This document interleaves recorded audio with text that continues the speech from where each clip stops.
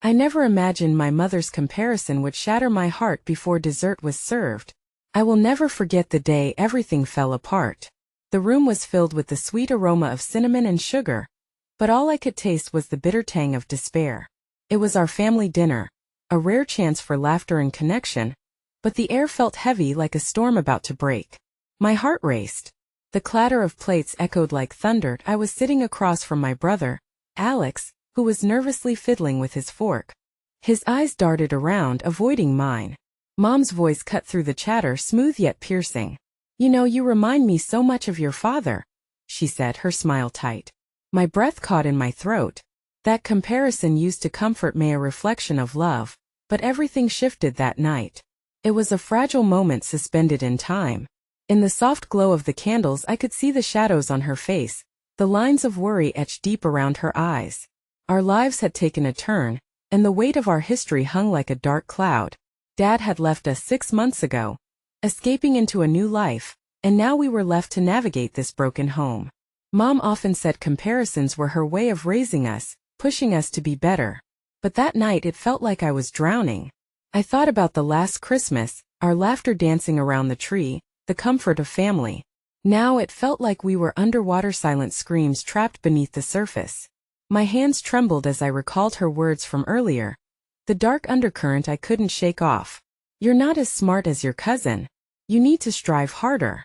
Each comparison felt like another crack in my already fragile self-esteem. As dessert neared, a glorious chocolate cake, adorned with rich frosting. I could sense the tension, swirling like a tempest. I glanced around the table, catching my sister's worried gaze. She was always the protector, but even her comforting smile faltered. "Mom, can we talk?" she finally whispered, her voice barely audible over the clinking of glasses. Then came the question that cut through everything like a knife through butter. "Why aren't you more like your friends?" I felt my heart plummet. The world grew silent. My pulse raced as I tried to comprehend the weight of her words, the emptiness that spread through my chest. There was a beat of silence, then a murmur from Alex, barely a whisper. "Dad wanted us to be happy." His voice trembled, and I could see our mother's eyes widen in shock, as if he had dropped a bomb in the room. I didn't know what would come after. Would she break down or lash out? The air crackled with uncertainty, and I held my breath, waiting for the fallout. "Hey, before we continue with this amazing story, I need to give you an important heads up. Many subscribers have reported that YouTube unsubscribed them without warning. Take a quick second to check the red button below to make sure you're still subscribed to the channel. I'd hate for you to miss any of the exclusive content coming soon.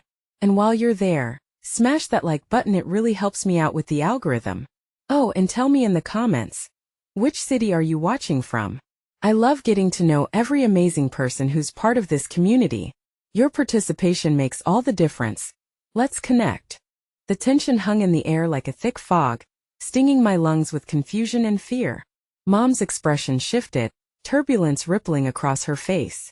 She blinked rapidly, as though trying to process Alex's innocent yet damning statement. My heart thundered, and I could feel the pulse of desperation echo through the room. "Dad wanted us to be happy," he repeated, more resolute this time, even as his voice shook. The words floated in the space between us, heavy and laden with unspoken pain. My eyes darted to Mom, searching for any sign of a reaction. Would she remember how Dad used to cradle us and whisper that very sentiment? Or had those tender memories disintegrated along with the family we once were? She looked at Alex, and a soft sigh escaped her lips. "He wanted a lot of things," she replied, her voice quivering just a touch.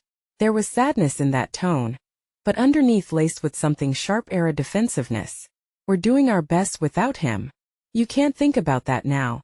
The room fell into an uncomfortable silence, the clinking of forks pausing mid-air, as if we were all holding our breaths, unwilling to disrupt the delicate balance that hung amongst us. I wanted to scream, to explode into the conversation and defend my brother, but the weight of her stare kept me frozen in my seat. I wanted our family to be whole again. I wanted to stop breaking. In that moment, Evan, the boy from next door who often lifted my spirits with his kind, goofy antics, appeared at the dining room window, his breath fogging up the glass as he peered curiously inside. I was struck by an immediate pang of jealousy. How could he be so carefree outside while I felt like I was suffocating? Alex broke the stillness again, his words coming out in a soft stammer. But Mom, if he wanted us to be happy, why did he leave? The question hung in the air, catching us all off guard. A loaded echo reverberating within the confines of the room. Mom's lips tightened into a thin line, her mask slipping for just a moment as the vulnerability flickered in her eyes. Sometimes people leave because they don't know how to stay, she replied, her voice low and shaky, conjuring up the ghosts of their crumbling marriage in stark detail. I caught a hint of tears pooling at the corners of her eyes, quickly hidden behind a veil of anger as she turned away. But even in that moment I sensed a softening, a crack in the armor she built to shield herself from our questioning, and perhaps from her own guilt. My heart ached with the knowledge that we weren't alone in this struggle. We were all searching for the same elusive happiness Dad promised but never quite delivered. And then, as if the universe conspired to disrupt our stormy dinner, the doorbell rang. It sliced through the tension like a knife. Mom wiped her eyes hastily and went to answer it, a cloud of anxiety still lingering in the air. I exchanged a glance with Alex, whose face mirrored my confusion and concern. The moment she opened the door, an unexpected figure emerged from the shadows, a kind-hearted neighbor named Mrs. Ramirez, who carried a plate of freshly baked cookies and a gentle smile as she stepped inside. I thought you could use a little sweetness, she said, her accent lacing her words with warmth. Just what you need, right? She continued, her presence buzzing with hopefulness.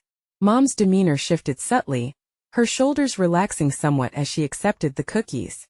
I don't want any trouble, she said, but her voice was softer now, a thread of appreciation trailing her words as we took a break from the heavy conversation. I watched Mrs. Ramirez weave stories filled with joy and nostalgia that threaded through the room, wrapping us in an unexpected solace. Alex relaxed at her stories, and soon a hesitant smile broke through his sadness. My heart felt a flicker of warmth, a fragile sign that perhaps kindness could still seep through the cracks of our broken home. But just as I started to find comfort in those small moments, a metallic glint caught my eye, a small gold locket resting on the table among the remnants of the meal. My breath hitched as I recognized it instantly. It was Mom's one I'd seen her wear before Dad left us. It was open, revealing a small photograph of him cradling a baby. Was it me? Or was it Alex? My heartbeat thundered once again, a new kind of fear entwined with disbelief as I reached for it, the weight of its secrets pulling me in. What if it contained more lost memories than I could bear? My palms felt clammy as I stared at Mom, her laughter from the kitchen fading into an ominous silence, and I gasped. There was the possibility of unraveling something deeper, something that could alter our fragile existence forever. I began, feeling the air grow thick once more, devoid of even the sweetness of the cookies. The moment hung in the balance, both fragile and electric, teetering on the edge of revelation. Just like that chocolate cake we'd never eat, the silence lingered as the world outside continued to spin, unknowing of the turmoil that awaited.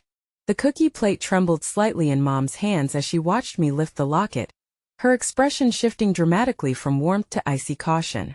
The soft laughter of Mrs. Ramirez faded, muffled by the rising storm inside our home. A rush of emotions flooded through me: curiosity, dread, and an urgent need for honesty. Mom, I pressed, my voice barely a whisper. What's this? I opened the locket wider, revealing the faded images trapped inside. They were ghosts from our past, smiling faces frozen in time. Yet the joy they once represented felt distant, almost cruel. I, she stuttered, eyes darting like a frightened doe. Just a keepsake. But even as she tried to dismiss it, I could see the waves of fear wash over her, mingling with guilt. The air thickened with unsaid words, loaded looks exchanged between siblings, and the silent cries of all we had lost. Alex, sensing the tension, stepped closer. Is that Dad? His face was a mixture of hope and trepidation, as though daring to reclaim a memory that had been buried under the weight of grief. Why did you keep it? He pushed. Mom's face blanched, and she abruptly turned away from us, as if fleeing from the answer. It's not the right time, she said, her voice a trembling wisp of its former strength. Not now. Then when? I shouted, unable to contain the frustration coursing through my veins. If not now, then when? We've spent too long tiptoeing around each other pretending everything is fine. And it's not. Keep your voice down. She snapped back, fiery energy piercing through her pain. Do you think this is easy for me? You think I'd expect to explain everything to my children while I'm still trying to piece my own heart back together? We stood frozen, the once friendly atmosphere decaying into hostility. Mrs. Ramirez faltered, her brow furrowed in confusion, the cookies now a mere backdrop to our family's unraveling. But just as the tension seemed to hit its apex, a sudden and unexpected knock at the door cut through like thunder following lightning. My heart raced again. Could it be someone else? A lifeline, an interruption to our spiraling chaos? With hesitant steps, Mom opened the door wide, revealing a striking figure framed in the doorway. Claire, my childhood friend. Her hair glinted in the halo of the porch light as she glanced nervously from Mom to me. Hey, she began, her voice quivering with uncertainty. I saw Mrs. Ramirez over here and thought I'd drop by. Mom's posture stiffened. Now's really not the best time, she said flatly, her voice laced with weariness. Actually, Claire pursued gently, her eyes darting to Alex before meeting mine, I think right now might be the perfect time for you to talk. The perplexity on Mom's face was almost comical, yet I could see her resolve was already beginning to falter again. Talk about what? About Dad, Claire replied, her bravery evident. I can't say much, but I know more than you think. More than any of us think. Alex and I exchanged glances, the same questions weighing heavy on both our tongues. Pressing those questions against the hope their answers might deliver us from this confusion was daunting. What do you mean? I asked, my pulse racing with a mixture of anticipation and fear. Claire swallowed hard. I don't know all the details, but what I do know might change everything. She took a deep breath. I saw him not long before he left. That revelation hung heavily in the air, transforming the atmosphere from strife into a quivering anticipation. The world stood still once more, and all eyes were fixed on Claire as she prepared to share what could be a turning point in our understanding of the man who had once been the center of our universe. Wait, Alex interjected, a frown creasing his forehead. You mean you saw Dad? What do you know? In that moment, my heart thudded painfully in my chest, each beat a reminder of our disjointed family's vulnerability.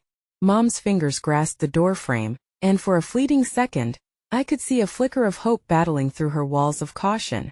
But as Claire opened her mouth to divulge more, the words caught like a stone in her throat. I shouldn't have come here, she finally said, her face paling. I didn't mean to. Before she could finish, a tear rolled down Mom's cheek, an overwhelming crest of emotions crashing within her protective facade. And for the first time, we stood on the brink of genuine vulnerability. But the moment shattered as the doorbell rang again. I jumped, heart racing wildly as the sharp sound echoed through the kitchen, spiraling the tension back into chaos. The significance pressing down on us now seemed unbearable, and at that moment, I felt a chasm open up beneath my feet. With that uninvited knock, I knew that the answers we sought would not come easily, as just beyond that door stood the potential for unraveling even more hidden truths, dark secrets, and unspoken hopes. I braced myself for whatever revelation awaited us next, gripping the locket tighter, desperately searching for the strength to confront the past before the future slipped away. The door creaked open to reveal the harried figure of Uncle Rob, his disheveled hair and worn-out jeans in eerie contrast to the sharp tension in the air. I thought I'd check in. Is everything okay? He asked, glancing nervously between Mom and Claire, who stood frozen in the doorway. It was as if an unseen current had swept through the room, pulling us all closer to the eye of a storm. Why are you here? Mom's voice was low, almost a growl. I felt her apprehension burn in the pit of my stomach. Rob had always been the family jokester, the one who could lighten even the darkest moods with a simple quip. As the fatherless child of a family inundated with sorrow, I had often longed for the warmth of laughter. Yet today we would likely break the ice with the sharp edge of truth. I just wanted to see how you're doing, he fumbled, glancing at me and Alex as if searching for some original purpose that had long since abandoned him. You know how things have been. I thought you might need someone to talk to. I don't need a babysitter, Rob, Mom snapped, the words cutting through the air sharper than her earlier screams. Her hands trembled as they fell defensively to her sides. Just to clarify, Rob, we were having a very important conversation, I said, my voice trembling with the strength that came only from desperation. About Dad. His expression transformed, surprise flickering across his features. Oh. Claire stood beside me, caught in the middle of familial tensions spiraling out of control. I saw him before he left, she said shakily, her eyes locked onto Rob, who took a step forward. My uncle's look of confusion slowly morphed into something softer, as if he recognized the cracks that had begun to appear in the facade of our family unit. You saw him? Rob's response sent ripples of shock through all of us. Why didn't you say something sooner? His voice rose slightly, laced with disbelief. We needed to know. I tried. I didn't think it would matter that Mush was just gone, Claire said, her voice barely above a whisper now. It was before your mom knew anything. The ghost of her choice hung thick in the air, and I could feel the weight of it pressing down. What do you mean? Before she knew what? Mom turned away, a subtle tremor in her frame. No, don't bring Rob into this, she whispered fiercely, even as her eyes flickered to him. But something, the unyielding urgency for understanding, kept pushing against her walls. Honestly? Rob's voice regained some strength. We were just trying to protect you. There was a lingering sigh, a confession colored with regret, and maybe even sorrow for missed chances. I didn't see him for a long time, but when I did, I wasn't able to tell you. I thought he was trying to ensure your safety, keeping you away from hurtful truths. Suddenly, everything spiraled into chaos once more as questions pelted the air like rain. What safety? What truths? My tone flared with frustration, buoyed by the scattered silence that began to fray at the edges as every thought collided in desperate cacophony. Mom finally faced us, her eyes wet and glistening with raw emotion. Your father made decisions trying to shield us, but it only brought darkness, she breathed, her voice a tremulous echo of pain. I can't explain everything, I don't even know if I can bear to relive it. But whatever was unsaid hovered like fog, layers of confusion covering the sun. I wanted to reach for her, to pull her back from the abyss of despair that threatened to swallow her whole, yet my own heart rested in a precarious place. Just then, Claire stepped closer, her gentle demeanor settling like balm. Sometimes talking about the truth. It can hurt, but it can also set everything free. You can start healing. As she spoke, I felt a flicker of hope igniting, as well a glimmer that maybe we could strip away layers of scarring history. But as my mother turned her gaze to mine, I sensed something deeper still lurking behind her eyes. I can't do it alone, she whispered. I can't do it all. In that moment something shifted. The air felt heavier with anticipation. And before I could wrap my thoughts around how to respond, Rob's phone buzzed violently in his pocket. He pulled it out and his face drained of color. Rob, what is it? Mom asked, the terror of something unspoken lingering in the quiet between us. Police, he murmured, swallowing hard. There's been an incident. My heart raced, darting between the splintered pieces of our family. What kind of incident? The world tilted off balance again, casting another shadow across our already fractured lives. As Rob stepped out onto the porch to get better reception, I felt as though we stood at a precipice above a great chasm, one that threatened to take us further from the light of understanding than we had ever traveled before. I reached for the locket once more, gripping it tightly against my heart, uncertain of what revelation would come, but knowing somehow that the answers we desperately sought were tangled in this web of uncertainty. And as I glanced at Claire, her face a mix of empathy and dread, I understood that whatever awaited us beyond this moment, nothing would ever be the same again. The morning sun broke through the heavy clouds that had blanketed the sky for days. Yet the promise of a brighter day did little to lift the weight in my chest. The atmosphere at the breakfast table felt suffocating, a thick silence laced with unspoken fears. Mom sat at the head of the table, her fingers tracing the rim of her coffee cup as though searching for strength or perhaps a way to escape the demons that seemed to dance in the corners of the room. I glanced at Claire, whose eyes were glued to the newspaper spread out before her. I gathered my thoughts, the fragments of last night swirling through my Minda cocktail of confusion and dread mixed with that fragile flicker of hope. Yet hope felt like a cruel illusion as I watched Mom's shoulders sag under the weight of her hidden burdens. Hey, I finally said, my voice breaking the heavy silence. How about we try to talk? I mean, really talk? Mom's head snapped up, her eyes wide as if my words had startled her. Absently, she brushed her hair back behind her ear. Talk about what? She replied, her tone worn defensive. About everything. About Dad, about what we heard last night. I urged, my heart racing in desperation to break through the wall she had built around her grief. I don't think that's a good idea, she replied, cutting me off with a sharpness that lingered in the air. What's done is done. Maybe it's better left alone. If we keep dodging it, it'll only grow bigger. Claire's voice was soft yet resolute. Wouldn't you rather confront it together? Mom's gaze shifted to Claire, and for a second, I saw the hint of a mother's vulnerability struggle against the fierce tide of her resolve. You're both too young to understand. It's complicated. Some things shouldn't be dragged back into the light. Right now it feels like we're standing in the dark, I pleaded, the words tumbling out in a rush. It's suffocating. We can't breathe. Rob stepped back into the kitchen. His demeanor flushed. A look of trepidation plastered across his forehead. Listen, I just spoke with the police again, he said, his voice low but urgent. They need us. Mom shot him a questioning glance, her brow furrowing. Need us for what? There was an accident, Rob explained, glancing at me, his expression now dangerously serious. They found someone. Someone connected to your father, whom my heart hitched, each beat resonating louder in my ears. Connected how? I whispered, unsure if I had the capacity to comprehend the implications of his words. His name came up in an investigation.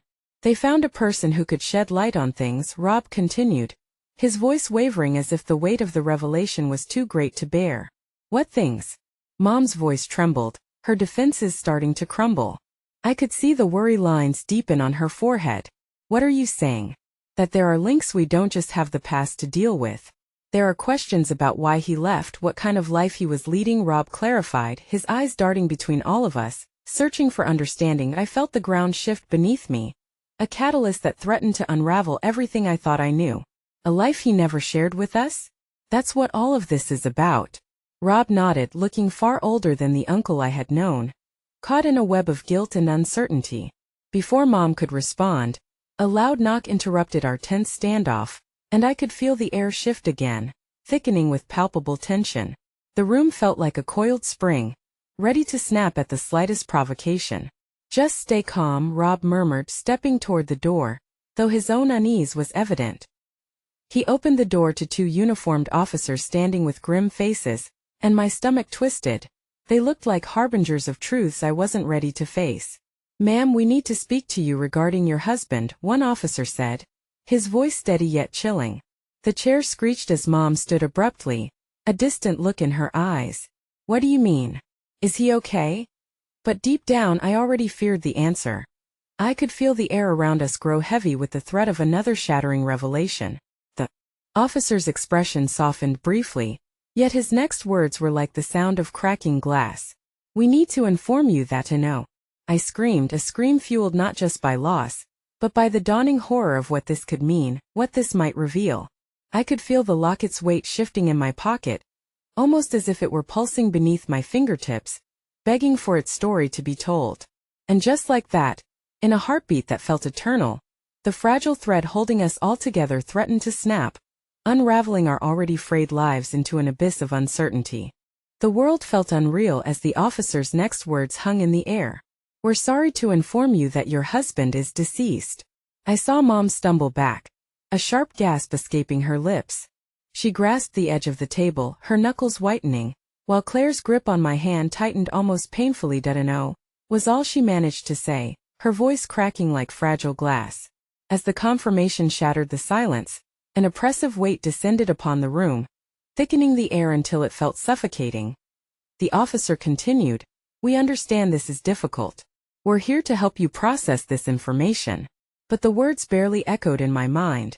They ghosted over the surface of my thoughts as if the meaning couldn't penetrate the deep haze of shock enveloping us.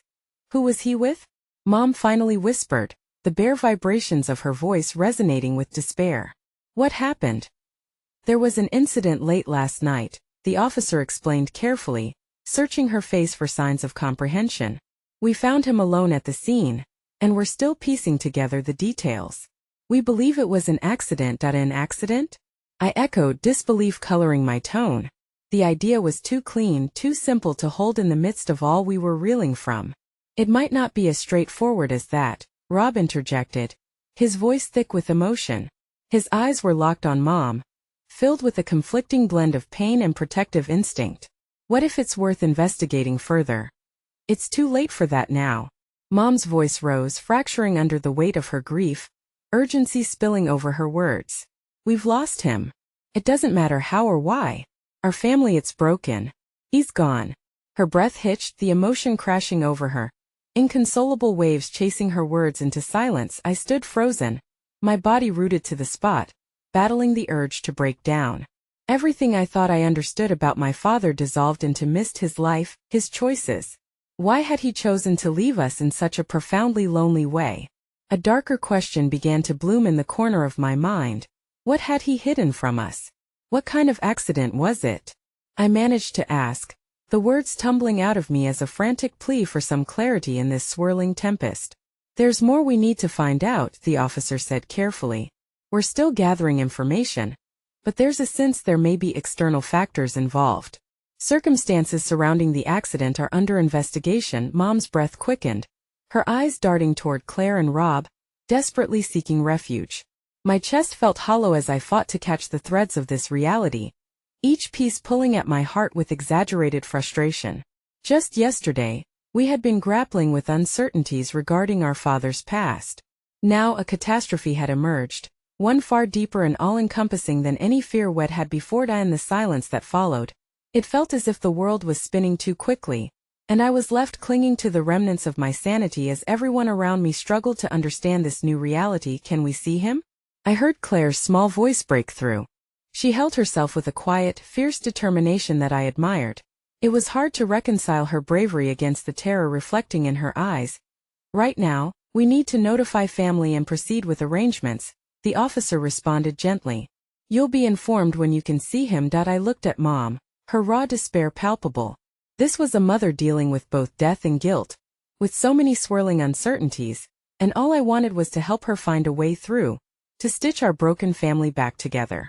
But the pieces were scattered, and I felt like a lone puzzle piece without an image to guide me. As the officers promised to keep us updated, they turned to leave, and it felt as if a curtain was drawn, sealing us off from the outside world.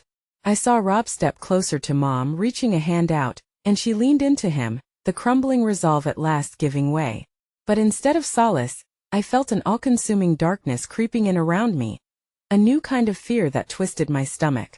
I took a few steps back into the kitchen, where the smell of breakfast lingered like a memory, comforting yet so painfully wrong. I had only wanted to reclaim a sense of normalcy, yet now I stood on the threshold of an unraveling story. Then, as if summoned by the desperation brewing within me, Claire emerged at my side, placing a hesitant hand on my shoulder. We have to find out the truth, she spoke slowly, each word carrying with it the weight of our shared resolve. But what if the truth is worse than we imagine? I asked, a tremor threading through my voice. We owe it to Dad to find out, she replied, and at that moment, I saw the fire in her determination, fueling a fragile flicker of hope. We just needed to find a way through this storm. But as I prepared to confront the future, a sudden thought struck me like lightning. Wait, what if he was trying to tell us something? What do you mean? Claire looked up, confusion painting her features. I found something last night. A letter. I think he meant for us to see it. It's in his study.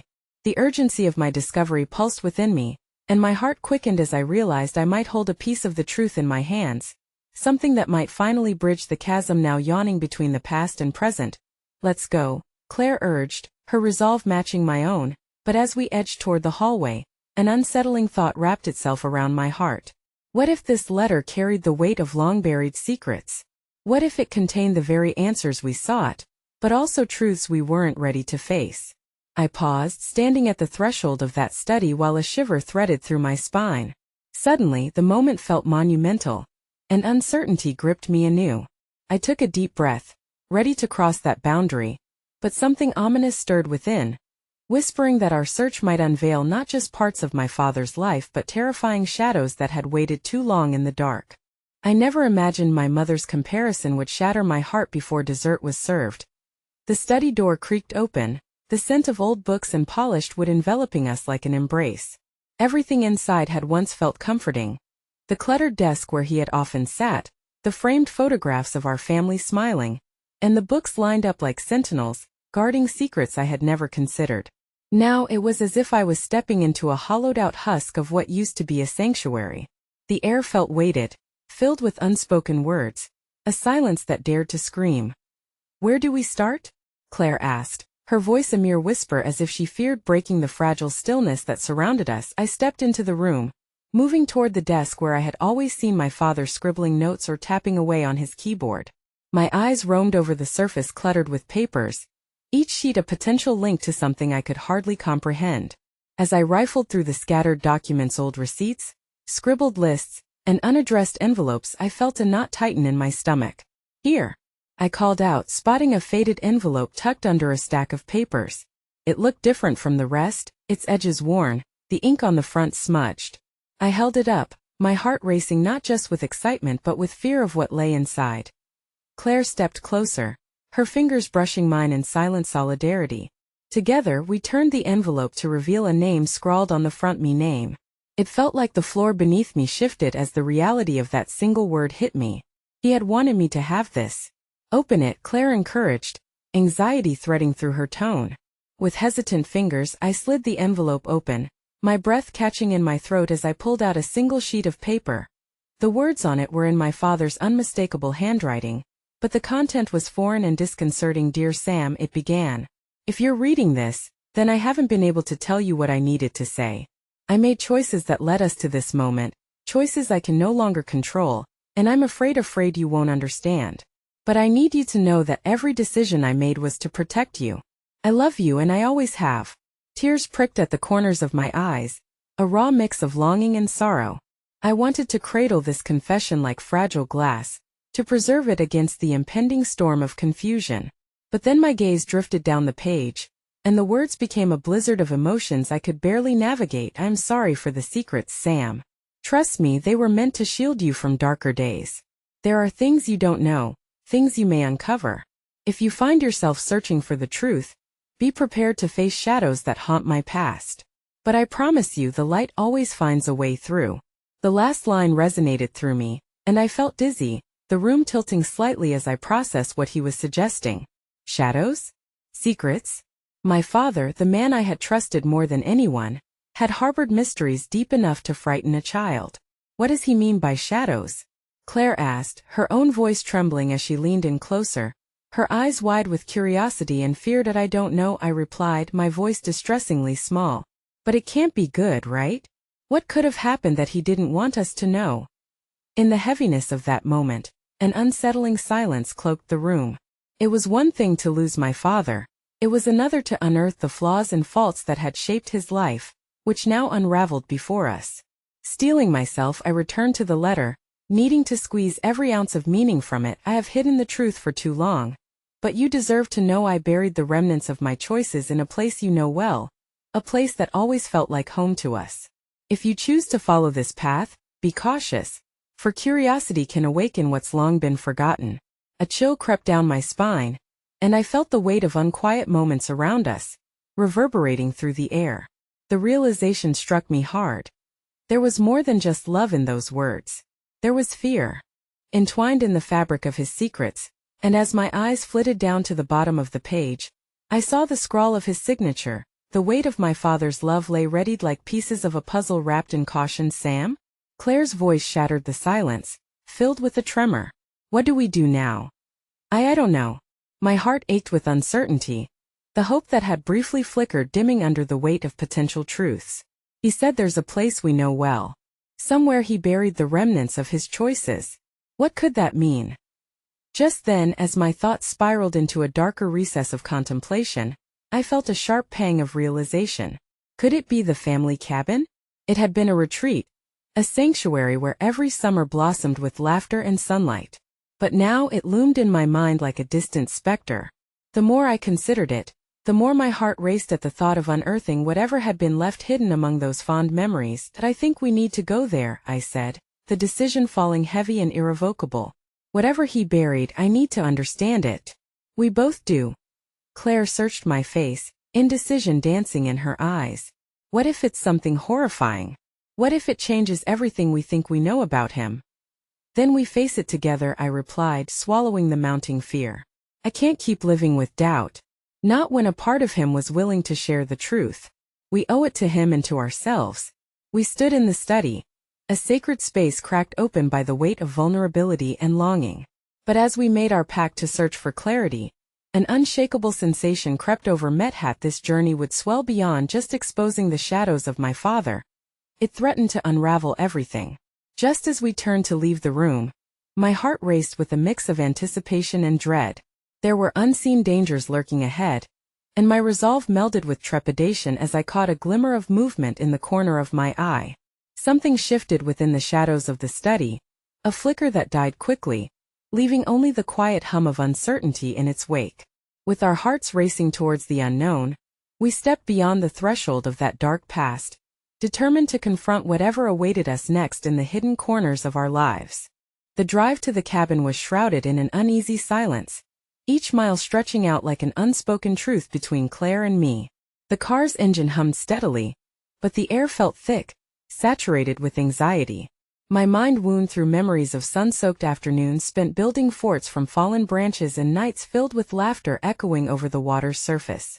Yet, now each joyful moment was tainted by the pressing curiosity of what could have driven my father to conceal parts of himself.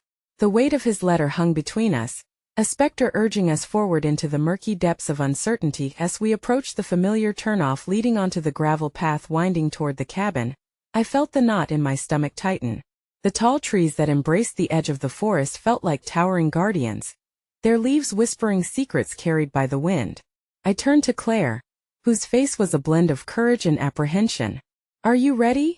she asked, her thumb tapping nervously against her knee. I nodded, though my heart thundered against my ribcage in protest. "As ready as I can be."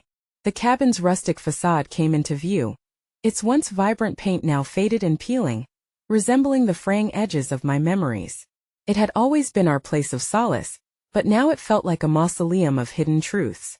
As we stepped out of the car, the scent of pine and damp earth wrapped around me, almost grounding me beneath its fresh allure. "Let's start with the attic," Claire suggested, her voice stealing with resolve. It was a room filled with cobwebs and forgotten relics, a place we barely ventured into, always shying away from dust and darkness. "Yeah, okay," I replied. The thought of rummaging through old boxes drew a shiver along my spine. We climbed the creaking stairs, the wood groaning under our weight, echoing with the history we were now desperate to uncover. When we reached the attic door, Claire hesitated, her hand hovering over the knob. "You know, if he buried something here, it could change everything we thought we understood about him," she said, her eyes glistening with unshed tears. "Then we should see," I whispered, the urgency to piece together the fractured image of my father overshadowing my fears. I pushed the door open, and the musky air enveloped us like a forgotten embrace. Dust motes danced in the thin rays of light filtering through a small window. Boxes lay haphazardly stacked, covered in a film of dust. I knelt beside the nearest one, my fingers trembling as I pried it open. The contents were a mishmash of old photographs and faded trinkets, fragments of a life preserved yet obscured. Each item felt like a puzzle piece for an unsolved riddle. Hours passed as Claire and I sifted through the remnants of my father's past, trinkets that spoke of simpler days, letters whose ink had faded but not their meaning. With every discovery, fleeting moments of warmth battled against the chill of the looming truths that remained obscured. "Sam, come look at this." Claire's voice burst through the silence, excitement lacing her tone. I rushed over to where she knelt, her fingers gingerly lifting a small wooden box engraved with intricate designs. It seemed inconspicuous until I noticed the faint markings, a pattern reminiscent of a family crest I had seen in one of the old photographs downstairs. "What do you think it is?" I asked, my pulse quickening as curiosity surged within me.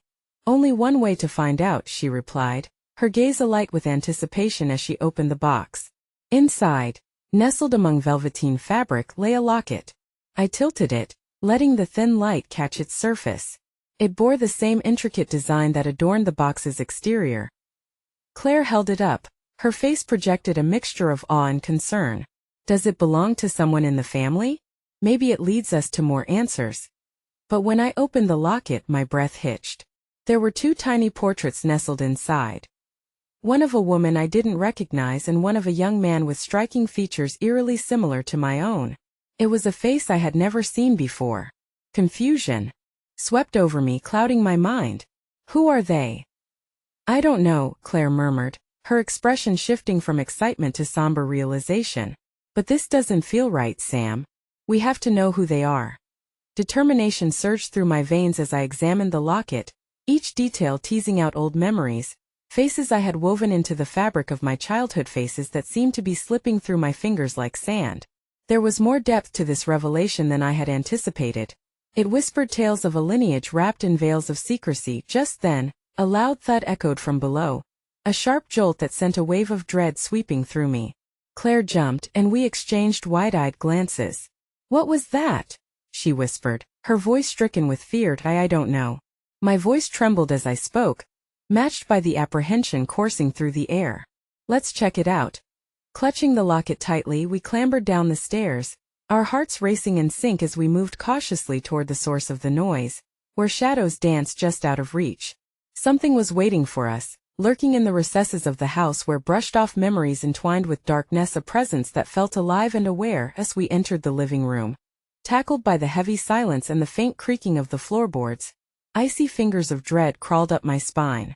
The windows rattled slightly in the breeze, but it was then that we noticed something glimmering on the floor, a small object reflecting the fading sunlight. I bent down to pick it up. Another enigma wrapped in confusion. It was a key, tarnished but ornate, a beautiful artifact that seemed far too grand for a mere cabin. My heartbeat echoed in my ears, a percussion of fear and intrigue that enveloped us both. "Where do you think it leads?" Claire asked, looking from the key to me, her expression torn between trepidation and hope. "Whatever it unlocks, it might be the key to understanding everything," I replied, the phrase heavy with significance. With the locket clutched in one hand and the key in the other, a foreboding led us deeper into the unknown. I had unknowingly crossed a threshold into a realm where love mingled with shadow, and the answers we sought beckoned us forward into an irrevocable journey of discovery. But as my gaze wandered around the room, a flicker of movement caught my eye, a figure standing just beyond the door, watching us from within the gathering shadows. It vanished before I could even register the panic racing through my heart, leaving behind an unsettling echo of familiarity. An unexpected chill approached, fraying the strands of resolve in my chest. "Did you see that?" I whispered, urgency threading through my words as a knot of fear tightened. Claire's head bobbed affirmatively, confusion woven into her features. "Yeah, what was that?" I didn't have the faintest idea, but one thing was clear. My father's past had reached out from the depths of our lives, and whatever mysteries lay ahead were demanding to be unraveled, beckoning us with whispers of shadows that were only just beginning to surface. The cool night air brushed against my skin like a scorned lover, sending shivers running down my spine as my heartbeat echoed in my ears. Claire and I stood frozen in that dimly lit living room, the weight of the key and locket pulling me down into an abyss of immovable despair. I rubbed my hand over the ornate design of the key, its cold metal pressing against my palm, each imperfection and curve a tangible connection to the past that felt as alien as the figure that had just slipped away. "Sam, we need to figure out what's going on," Claire said, her voice trembling. There was an undeniable fierce light in her eyes that grounded me when darkness threatened to swallow us whole. "If someone is here, we should confront them." Confronting the unknown felt like running toward a roaring fire, but part of me was already accustomed to the heat. "You're right. Let's see who or what is lurking around." We stepped closer to the door where the figure had just stood. My heart raced, every instinct screaming at me to flee. Yet the allure of the unknown tugged at me with a cruel grip. I could feel Claire's determination beside me, a tether encouraging me to push forward into the shadows. "We need to keep our voices down, just in case," I whispered as we positioned ourselves against the wall. The shadows felt alive, almost mocking us for our anxiety. But we pressed on, inching toward the exit. As I reached for the doorknob, I heard a soft rustle from outside, like dry leaves scraping against each other. My breath caught in my throat, and I turned to Claire. "Did you hear that?" She nodded, her face pale. What if it's someone who knows about the locket? Or the box?" We shared a fleeting look of understanding, a shared resolve forged in fear. Together, we quietly opened the door, peeking out into the night beyond. The moon cast a silver glow over the clearing outside, and our surroundings felt like a painting come to life. But amidst the beauty lay an uneasy stillness that set my nerves alight. "Nothing," I murmured, scanning the yard for movement. "I don't see anyone." As I stepped outside, Claire followed closely behind, her fingers brushing against mine, a silent reminder that we were in this together. The trees stood sentinel, their leaves whispering secrets, but otherwise, the world felt deceptively empty. Tension hung in the air, thick enough to choke our words. Then, from the far side of the cabin, I spotted something flicker in the underbrush, a glint of light that danced erratically. "Did you see that?" I exclaimed, pointing towards the movement that I did. Claire replied, her breath coming in quick bursts. "Let's check it out." As we crept towards the flicker, the darkness seemed to pulse around us, my heart nearly leaping from my chest. Each step felt heavier, burdened with unanswered questions and lingering ghosts of the past. When we reached the edge of the trees, we stumbled onto an overgrown path we hadn't noticed before, the way barely visible under a thicket of weeds. "Should we follow it?" Claire asked, uncertainty lacing her voice. There was an unspoken fear of what lay ahead and what awaited us at its end. "Yeah, we have to," I replied, pushing through the tangling branches that clawed at our clothes as if trying to pull us back. "We're so close to the truth, Claire. I can feel it." With every step, the path opened up before us, leading to an ancient stone well that rose unexpectedly from the earth, entwined in vines and memories of those long past. Its surface glimmered under the moonlight, reflecting an ethereal quality that tugged at my heartstrings. I felt drawn toward it, an irresistible pull that transcended logic. "Be careful," Claire murmured, hoisting herself onto a nearby stone. "What if there's something down there?" I squatted beside it, the cool air rising from within wrapping around me, enticing yet eerily foreboding. "I need to know what's inside." My hand trembled as I reached toward the well, adjusting the light to see deeper into the darkness, a darkness that had all the answers I craved. As I peered in, the light from my phone illuminated small objects floating beneath the surface.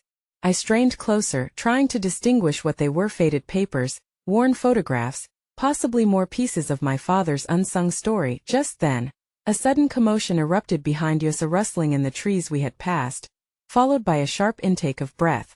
My head snapped back, heart racing. Someone was there. Someone who could see us before I could react. A voice pierced the silence. "What are you two doing here?" We both turned, shock coursing through my veins. There, framed by the darkness, stood a figure cloaked in shadows, eyes glinting with recognition as they stepped into the moonlight. I felt my stomach drop as the familiar face came into view. A face from my childhood memories I had never expected to see again. "Emily?" As the name slipped from my lips, a cascade of emotions rushed through me: fear, confusion, disbelief. Emily had been my closest friend all those summers at the cabin, her laughter echoing across the lake, her secret places entwined with mine. And yet, here she stood now, a ghost from the past resurrected in a moment that should have been shrouded in darkness. "Sam," she breathed, her voice tremulous, caught between relief and something darker, something unresolved. "It's really you. What are you doing here?" I stammered, the confusion of reconnection twisting into my core. "You shouldn't. I thought I vanished?" She finished for me, stepping forward into the dim light. Her eyes were wide and bright, filled with the weight of secrets shared long ago. "Why didn't you ever come back?" My voice cracked, the years that had slipped away more tangible in this unnerving moment. "After everything that happened, because I couldn't." Her gaze was glazed with sadness, a mirror of the pain I had tried to forget. "Not after your dad, after he left." There was a slight tremor in her voice, but she held my gaze firmly, conveying an urgency that sent chills down my spine. "I came back tonight. I had to. It's been too long, and you deserve to know the truth." "We all do." Before I could respond, Claire turned toward me, apprehension flickering across her face. The atmosphere thickened with anticipation, as though this moment held answers we didn't even know we sought. "What truth?" Claire asked, her spirit bolstered by a strange bravery. "What do you know about my father?" The question hung heavily in the air, laden with emotion. Emily glanced at the ground, her silence pregnant with fear and uncertainty, the weight of unspoken words pressing into the night. I felt a sickening churn in my stomach, knowing we were on the precipice of something monumental yet terrifying. "Sam, do you remember that last summer we spent here?" Emily asked cautiously, her voice lowering as if she were afraid of waking ghosts. "When things started to change?" The memories flooded back, uninvited sun-drenched days and laughter beneath the stars mixed with fleeting shadows lurking just beyond the walls. Doubt settled in my heart like lead. "What do you mean?" I pressed, fear and confusion anchoring me in place. "Your dad wasn't the man we thought he was." There were whispers, her voice faltered. flickering between the weight of her words and the struggle to find the right place to begin. I remember overhearing conversations. There were things he kept hidden from you, from all of us. Things that could explain everything. Every word she spoke carved deeper into me. What do you mean? What secrets? As she began to speak, I could barely breathe. The night felt charged, as if time itself drew in a breath, waiting for revelations that might fracture what little remained. Your dad was involved in something much darker than I can explain right now, she murmured, her eyes darting around nervously as if expecting someone to pounce from the shadows. But it sent ripples through our families. I know that he didn't just leave, he was running from something. And it took him. The finality of her words echoed painfully in the silence that followed. I clenched my teeth, that bitter knot of confusion twisting into something darker and more monumental within me. Are you saying he was taken? Claire's voice trembled, her eyes wide with disbelief. A deep ache settled into my chest, drowning hope as I realized these particular truths might hurt more than I had anticipated. But why didn't anyone tell us? I said, frustration and sorrow lacing my tone. What could we do? Emily whispered, remorse etched into her features.